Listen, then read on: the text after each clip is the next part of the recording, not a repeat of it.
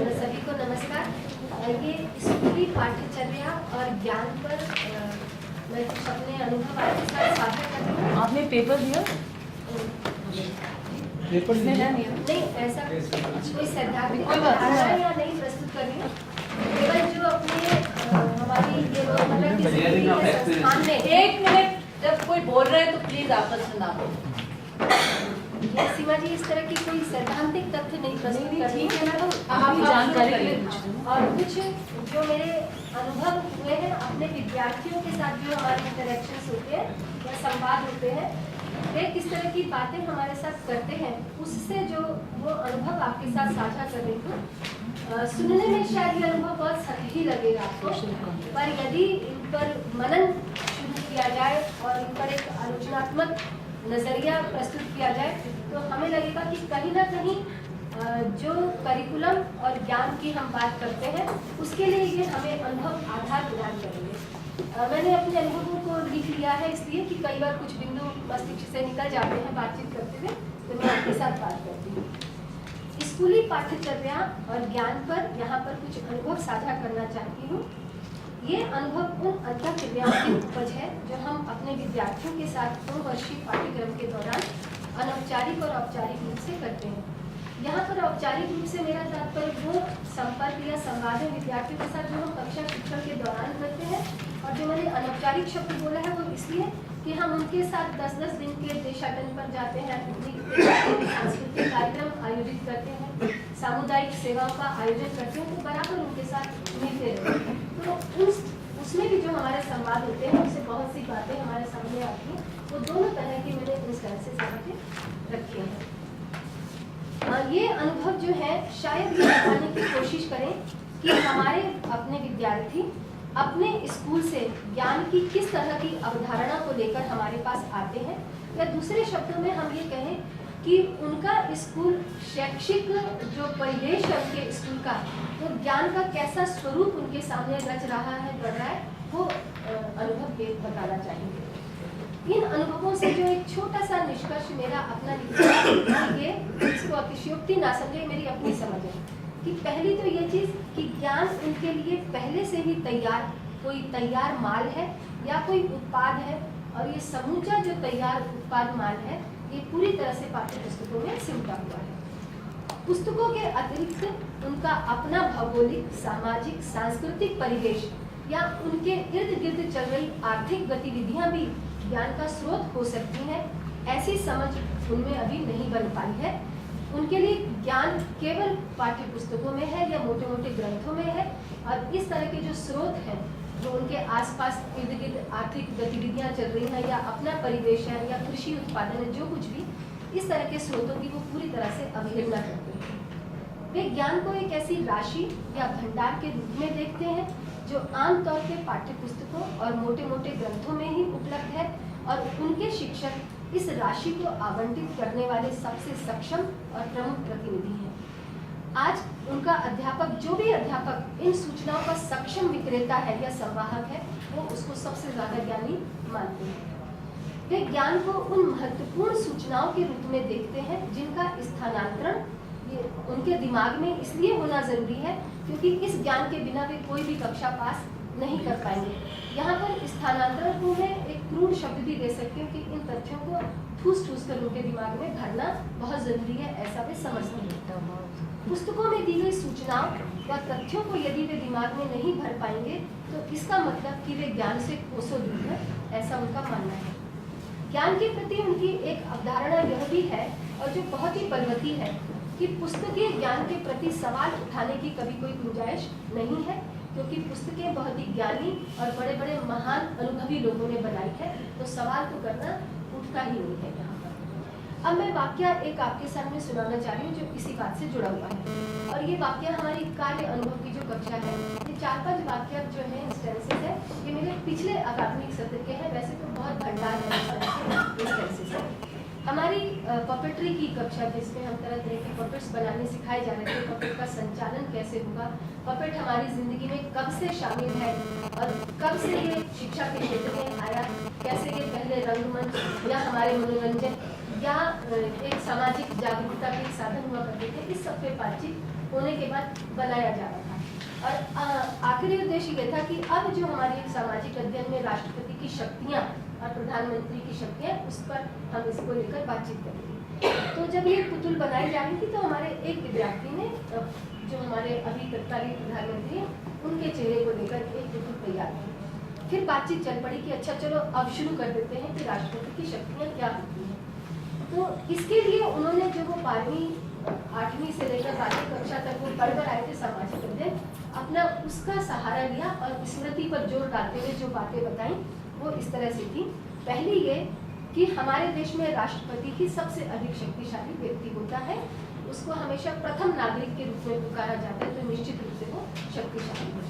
दूसरा, वही देश चलाता है, वह देश का प्रमुख है, वह प्रधानमंत्री की नियुक्ति करता है, इसलिए भी वह सबसे बड़ा है। यदि प्रधानमंत्री व राष्ट्रपति में किसी प्रकार का मतभेद हो जाए तो मानी तो बात राष्ट्रपति की ही जाएगी, क्योंकि वह प्रमुख है और प्रधान और पहला नागरिक है देश का। वह प्रधानमंत्री की नियुक्ति करता है, इसलिए भी उसकी बात माननी जरूरी है।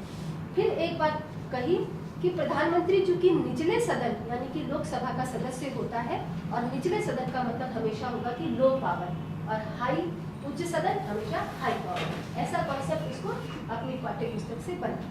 तो इसलिए राष्ट्रपति सबसे अधिक शक्तिशाली है और वो आपात स्थिति लागू करने में उसका पूरा हाथ है, कोई विरोध उसका नहीं कर सकता है। अब एक विद्यार्थी ने यहाँ तक यह भी कह डाला कि मेरी जो पाठ्य पुस्तक मैंने कक्षा 8 में पढ़ी थी, उसमें राष्ट्रपति के बारे में जब था तो पूरे 8 पन्ने थे, और जब प्रधानमंत्री की बात हुई तो पूरे 2 पन्ने थे। तो निष्कर्ष इससे भी निकलता है राष्ट्रपति निश्चित रूप से अधिक शक्तिशाली है और प्रधानमंत्री की शक्तियाँ उससे कहीं कम है। ये जब सारी चर्चा चल रही थी, हम ध्यान से सुन रहे थे और हम समूह में बात हो रही थी। अब हमने कहा कि ठीक है कि अब बातचीत करते हैं कि तुम रोजमर्रा की जिंदगी में अखबार भी पढ़ते हो, बातचीत भी करते हो, और कभी ये जो न्यूज़ चैनल आते हैं इनको भी देखते हो, चलो इससे क्या क्या बातें उभरी है वो बिंदु आप बताएं। भले ही वो राष्ट्रपति की शक्तियों की बात कर रहे हैं, पर कुछ बिंदु जरूर आपके पास होंगे। तब उन्होंने कहा कि अब तक जो हम देखते आ रहे हैं, हमें लगता है कि राष्ट्रपति तो सिर्फ फीता काटने का काम करता है, पुरस्कार बांटने का काम करता है, और यह जगह जगह जो बड़ी बड़ी संस्थाएं होती हैं उनका उद्घाटन करने का काम करता है। वह बड़े बड़े समारोह में जाता है, और चूंकि उसको ये सारे काम करने हैं तो वो देश चलाने का काम और अपनी सारी शक्तियां प्रधानमंत्री के सुपुर्द उसने कहा चूंकि वह उम्र में भी बहुत बड़ा होता है तो इसलिए वह शरीर थक भी जाएगा और प्रधानमंत्री को अपनी शक्तियां सारी कर देता है। फिर उन्होंने कहा कि जब हम अखबारों में देखते हैं, चाहे वो सरकारी विज्ञापन हो, चाहे कोई से भी विज्ञापन हो, चाहे प्रथम पृष्ठ हो, चाहे कैसा भी, जो उसमें फोटो आती है वो प्रधानमंत्री की ज्यादा आती है, राष्ट्रपति की कम आती है, तो कहीं ना कहीं सोचने पे लगता है कि राष्ट्रपति तो शक्तिशाली है, तो उसकी फोटो कम क्यों आ रही है और प्रधानमंत्री की फोटो आए दिन क्यों आ रही है। और अक्सर कार्टून भी जो बनते हैं वो प्रधानमंत्री को लेके बनते हैं, तो कहीं ना कहीं प्रधानमंत्री ज्यादा काम कर रहा है, या हो सकता है शक्तियां उसके पास चली नहीं है। एक विद्यार्थी ने तो यहाँ तक भी कहा कि ये जो समारोह में जाते हैं या बड़े बड़े जो हमारे गेस्ट आते हैं दूसरे राज्यों से, उनको अटेंड करता है हमारा राष्ट्रपति, तो उसने अपने घर का उदाहरण दिया कि मेरी माँ या मेरे पिता जब काम में बहुत व्यस्त होते हैं तो उनके पास वक्त नहीं होता बाहर से आए अतिथि को बैठाने का, बातचीत करने का, तो मेरी माँ दादी से दादा से कह देती कि तुम ये अटेंड कर लो, नहीं तुम ही बातचीत करो। तो ऐसे प्रधानमंत्री को कह देता तुम ही बात कर लो ना राष्ट्रपति से, ये लोग जो आ रहे हैं काम तो हमें सारा करना है। तो ये जो सारी चर्चाएं चल रही थी, इनसे एक अलग छवि बन रही थी कि राष्ट्रपति की शक्तियाँ ज्यादा हैं या प्रधानमंत्री की शक्तियाँ ज्यादा हैं। उसके बावजूद भी उन्होंने कहा अल्टीमेट सार्वभौमिक सत्य तो ये है कि पुस्तक कह रही है कि राष्ट्रपति की शक्तियाँ अधिक है, और मैंने ये 5 नंबर का सवाल भी परीक्षा पत्र में अटेम्प्ट किया था और पूरे नंबर में लेकर आई थी। तो मैं बिल्कुल नहीं कह सकती कि राष्ट्रपति की शक्ति कभी कम हो सकती है, यानी कि सत्य की कसौटी पे वो पाठ्य पुस्तक की ही बात को लिख रहे हैं, भले ही उनके अनुभव कुछ और है, दोनों में विरोधाभास है, पर पाठ्य पुस्तक को सवाल करने की गुंजाइश वहाँ पर उनके बीच में नहीं थी। ये सामाजिक अध्ययन का एक वाक्य था। अब मैं भाषा की बात कर रही हूँ, भाषा की बात भी जिस पिछले आधुनिक सत्र के, जहाँ पे औरंगजेब रोड के स्कूल में हम लोग जब जा रहे थे, वहाँ पर एक माँ बराबर आके विद्यार्थी को कह रही थी, और ये हमारे विद्यार्थी जब SCP के दौरान गए थे, कि भाई पिछले जो रेगुलर टीचर है उन्होंने कुछ नहीं किया, तो तुम तो कर दो, तुम तो ज़्यादा वक्त मिलता है तुम्हें, तो पढ़ाने का काम तुम तो ढंग से कर दो। मेरी विद्यार्थी भी बार बार खींच रही थी कि रोज़ आ जाती है।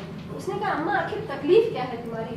उसने कहा तकलीफ ये है कि मैं बराबर इससे कह रही थी कि जरा मौसिया को एक पत्र लिख दे, मेरे पास मोबाइल नहीं है, वहाँ पर वो TV टावर काम नहीं करते, तो जरा एक चिट्ठी तो लिख दे। पूरी चिट्ठी तो मैंने अपने तुम्हारी बच्ची को 4 लिखवा रखी है। और तुरंत अपनी बच्ची को बुलाया, उसने कहा जरा बता ना अपनी अम्मा को चिट्ठी नहीं सुनाई तुमने? बोली हाँ मैंने चिट्ठी लिखी है। उसने फटाफट पत्र सुनाना शुरू किया, बिल्कुल बिना देखे कुछ। माननीय सेवा में राष्ट्रमंडल अधिकारी, मुझे मालूम है कि राष्ट्रमंडल खेल आरंभ होने जा रहे हैं, और मैं इसमें एक वॉलंटियर की हैसियत से निवेदन करना चाहती हूँ, कृपया स्वीकार करें। और पूरा बाकायदा कॉमा फुल स्टॉप के साथ उसने ये पत्र सुनाया। तो माँ कहती, मेरी बच्ची ने भी गर्व से कहा, देखा ना पत्र सुनाया, अभी और 2 सुना देगी, मुख्याध्यापक वाला सुनाना जरा, ऐसा करके उसने कहा। मेरी उस महिला ने कहा कि भैया ये जान तू अपने पास रख। मैं तो इससे ये कह रही थी कि मौसी को पत्र लिख दे, जो भैंसिया ब्याई है, अगर कटरा पैदा हो तो बेच देना, कटिया हो तो घर रख लेना, और जब ब्याह जाए तो उसको ये क्या कहते हैं, बिनौले की कुछ ऐसा बोला, बिनौले वाली खल जरूर देना, सानी जरूर देना।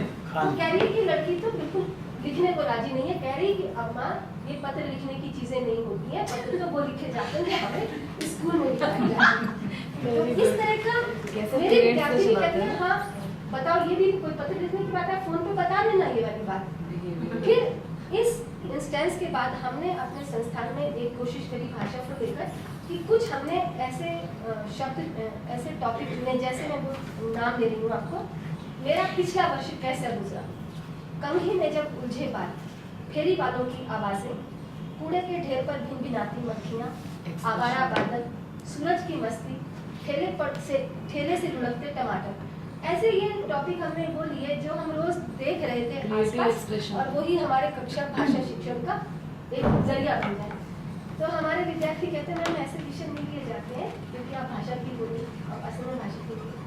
तो उन्होंने कहा कि मैडम आपको सही बताएं, स्कूलों में से जो हम पढ़कर आए इससे भाषा बहुत मजबूत बनती है, और वो टॉपिक आप सुन लीजिए, और लक्ष्मी मैम से भी लक्ष्मी मैम भी यही आपको कहेंगी, वो हमारे यहाँ टीचिंग वर्क कर लीजिए। जैसे प्रदूषण, पर्यावरण संरक्षण, चलचित्रों का प्रभाव, मेरा प्रिय नेता, वनों के लाभ, परोपकार, कि अगर इन विषयों पर ही जब आप लिखाएंगे तो आपकी पकड़ भाषा पर मजबूत बनेगी। जैसे मैंने कहा था कि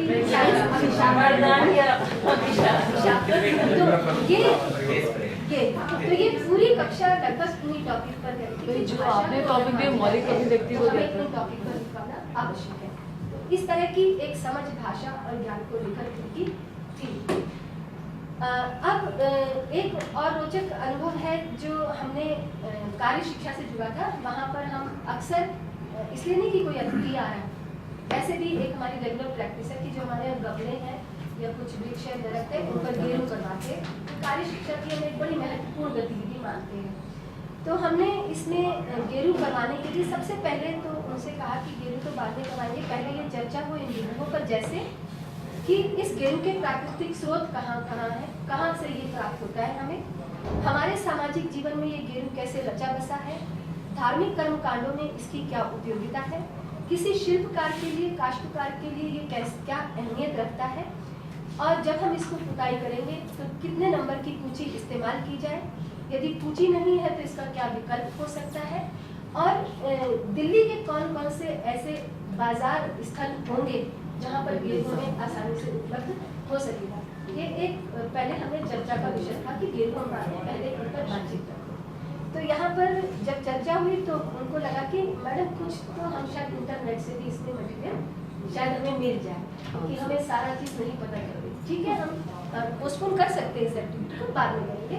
आप इंटरनेट का सहारा पुस्तकालय का, और ज़रूरत पड़े तो अपने आसपास जो ऐसे लोग हो, हमारे लोग, उनका भी सहारा ले सकते, बातचीत।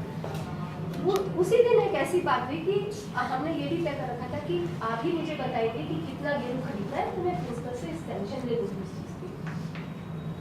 अब तक मैडम प्रिंसिपल की तो फिर वहाँ पर एक मज़ेदार बात ये हुई कि एक लड़की जो टीचिंग ऑफ मैथ में जिसकी बार बार शिकायत आती थी कि बड़ी कमज़ोर है, और हमारे गेस्ट फैकल्टी आते थे पढ़ाने के लिए, तो बार बार कहते थे कि मेरा ध्यान दे इस लड़की पे, ये क्षेत्रफल नहीं जानती, ये नहीं जानती। इतनी मज़ेदार बात ये हुई कि जितने गमले थे और जितने पेड़ के तने थे वो पता नहीं कैसे माप के आई और मुझे बताती है, मैडम 5 किलो मत मांगना, 3.5 किलो में पक्का काम चल जाएगा, 3 कोट हो जाएगा। तो मेरे को बड़ी हैरानी हुई कि एग्जैक्ट कैलकुलेशन कैसे थी, तुमने ये कैसे, और तुमने कोई ना फीता लिया ना मापा। बोली मैडम मैं तो अपने पिता के साथ छुट्टियों में कई बार जाती हूँ, मेरे पिता पुताई रंगदारी का काम करते हैं, देखते ही मिनटों में बता देते कि 4 कमरे के किस मकान में कितना चूना लगने वाला है, अगर चूना नहीं लगा पर लगने वाला। और वही लड़की थी कि वो क्षेत्रफल नहीं जानती। तो मैंने जब ये रिलेट करने की कोशिश करी कि तुम गणित में जो सवाल हल करते हो, या तुम्हें नहीं लगता कि उससे ये जुड़ पा रहा है, तो उसके कारण वो क्षेत्रफल फर्क होता है, और ये जो चीज़ में बात करती हूँ ये बिल्कुल फर्क है, और ये सब चुटकियों में हल Approximation। तो मैं यहाँ पर एक बात भी लिखी थी उसी चीज़ को लेकर, मैंने उसी समय डायरी में अपनी नोट करी थी कि गणित के जो संदर्भ रहित अभ्यासों को हमारे विद्यार्थी तुरंत साथ लेते हैं, उन संदर्भ रहित अभ्यासों को अपने वास्तविक ज्ञान से वो अभी तक जोड़ पाने में असमर्थ हैं। मतलब कि वो इस तथ्य को और पुस्तक में दिए गए ज्ञान को जोड़ नहीं पा रही थी कि मेरी निजी जिंदगी में ये ज्ञान, ये चीज़ कैसे मौजूद है, कहाँ पर मौजूद है। अब कार्य शिक्षा के संदर्भ में एक ज्ञान और भी था कि काम का अर्थ, निर्माण और ज्ञान अर्जन से कोई संबंध है, और ये जो बात हमने अभी भी कही थी वो ऐसा जोड़ नहीं पा रहे थे। कुम्हारों, शिल्पकारों, शिल्पियों, बुनकरों का पारंपरिक ज्ञान कैसे उपजा होगा, जाति व जेंडर की क्या भूमिका रही होगी, तो ये सारी बातें समझ पानी बड़ी मुश्किल है। कार्य शिक्षा उनके लिए मात्र ये है कि आप तरह तरह की वॉलेटिंग्स बना दीजिए, बुकमार्क बना दीजिए, ग्रीटिंग कार्ड बना दीजिए, या साज सज्जा की कोई भी वस्तु बना दीजिए, इससे इतर कार्य अनुभव उनके लिए नहीं है, और वो भी एक ज्ञान के सृजन करने का माध्यम हो सकता है। ये अभी हमारे इस तरह की बैकग्राउंड लेकर नहीं आते हैं। त्योहारों पर लोग किस तरह की साज सज्जा करते हैं, विद्यार्थियों को शुरू से अच्छा एक हम लोग और भी गतिविधि कराते हैं, वो तो फर्स्ट ईयर जैसे ही आता है तभी कराते हैं कि आप अपने पूरे कैंपस में घूमिए, वहाँ पर किस किस तरह की वनस्पति लगी है उसका नाम जानिए।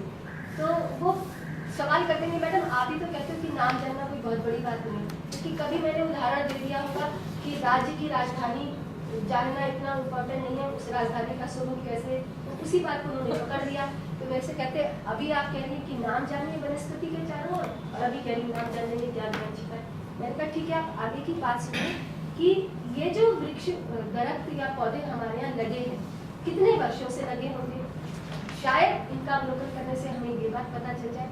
फिर इनका हम जो फैकल्टी वहाँ पर रहे हमारा और इनका आपस में क्या जुड़ाव रहा होगा। जब हम स्कूल टीचिंग प्रैक्टिस में चले जाते हैं 3-3 महीने के लिए, तब इन पौधों की ज़िंदगी क्या होती होगी, तब ये पौधे किस पर निर्भर करते होंगे, या ये जो हमारे नेबरहुड एरियाज़ के लोग हैं तो क्या इसके बारे में देखते होंगे। तो इन सब बारे में भी जानकारी हम हासिल करेंगे, और मुझे लगा कि बहुत मज़ेदार गतिविधि हो सकती है। ज्ञान का इससे कोई जुड़ाव है ऐसा कुछ नहीं।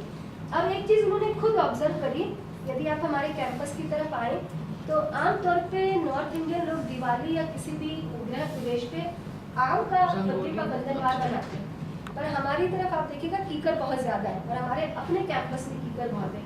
तो आप हर घर में देखिएगा कि उन्होंने कीकर के बंधनवार बना के लगाए हैं। तो ये भी एक सांस्कृतिक समारोह में जो वनस्पति वहाँ उगती है उसका महत्व किस तरीके से ये इस चीज़ को दर्शाता है, और इसका अवलोकन उन्होंने खुद किया, पर कैसे वो जोड़ पाएंगे इसको ये समझ नहीं मिल पाई। इन बातों को लेकर जो मोटे से तथ्य हमने अपनी समझ से यहाँ पर निकाले ज्ञान और करिकुलम को लेकर, वो ये कि ज्ञान का जन्म बच्चे की उत्सुकता में होता है। ज्ञान का जन्म बच्चे के प्रयास में होता है। इन दोनों बातों को लेके मारिया मोंटेसरी का भी एक छोटा सा आख्यान मैंने कहीं पढ़ा था।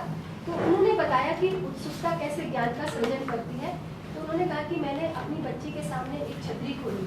मेरी बच्ची एकदम टकटकी लगा के मुझे देख रही थी और फिर उसने उसकी आँख, कहा तो नहीं पर उसकी आंखों से लगा कि ये भी छतरी खोलना चाहती है। तो मैंने उसे वो छतरी अपनी पकड़ा दी और पूरे टाइम उसने कहा कि मारिया मोंटेसरी कहती कि 67 टाइम्स उस बच्ची ने छतरी को खोला, बंद किया, खोला, बंद किया और वो बराबर का मजा ले रही थी।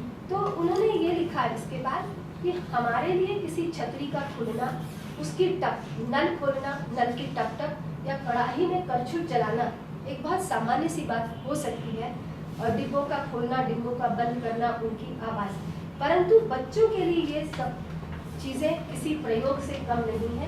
और यदि हमारे कक्षा शिक्षण में इन प्रयोगों को करने की एक हमारे पास सहिष्णुता हो, क्योंकि वक्त की बात होती है ना, हमें तो ये होता है कि सिलेबस खत्म करना है तो इतना वक्त हम कैसे दे सके। तो ये प्रयोग उनके लिए ज्ञान अर्जन के रास्ते खोलते हैं।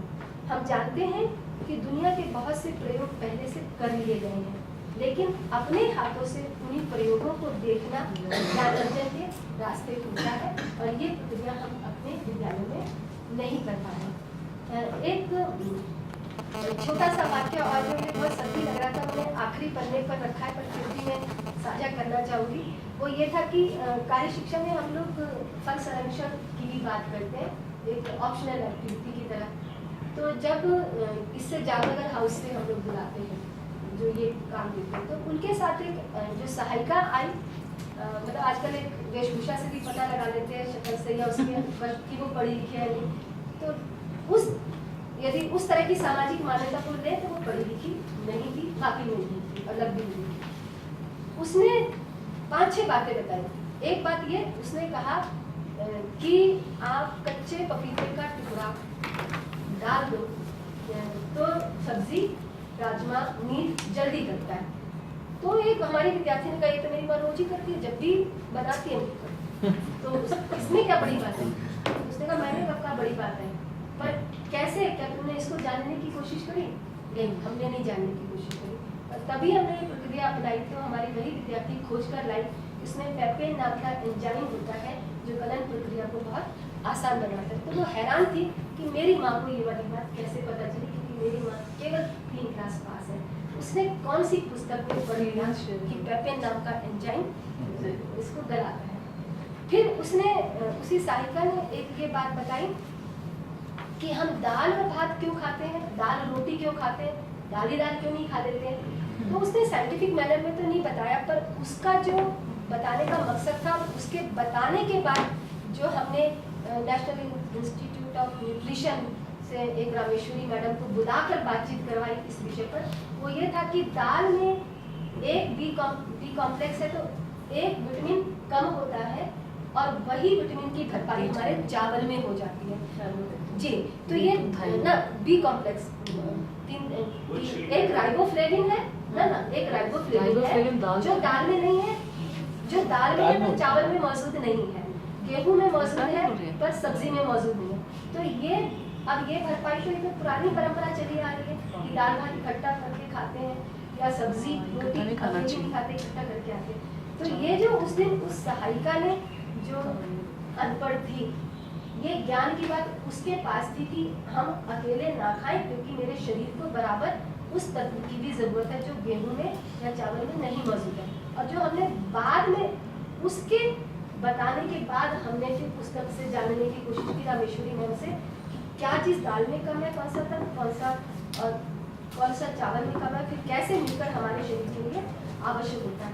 तो वास्तव में एक हैरानी का विषय था हमारे प्रशिक्षणार्थियों के लिए कि ये जो परंपरागत चीज़ें मेरी रोज़मर्रा की जिंदगी में घट रही हैं, तो ये भी कहीं ज्ञान का एक बहुत बड़ा स्रोत है या ज्ञान की बात है। क्योंकि अब तक ज्ञान जो था वो मात्र पाठ्य पुस्तकों में लिखी बड़ी बड़ी परिभाषाएं, बड़े बड़े तथ्य जिनको याद करना आवश्यक होता है और परीक्षा में अंकों के अनुसार उसको लिखना।